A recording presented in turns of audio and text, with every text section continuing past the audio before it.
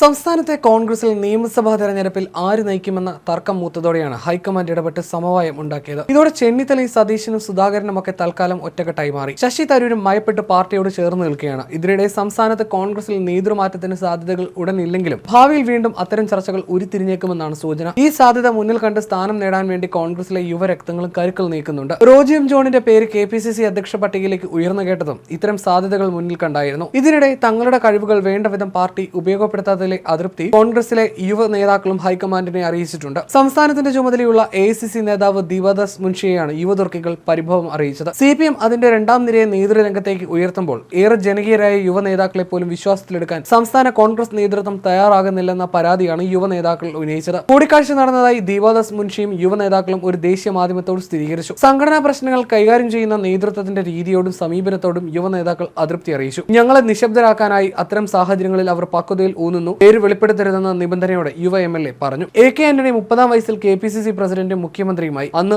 പക്വതയുടെ ചോദ്യമൊന്നും ഇല്ലായിരുന്നുവെന്നും അദ്ദേഹം പറഞ്ഞു.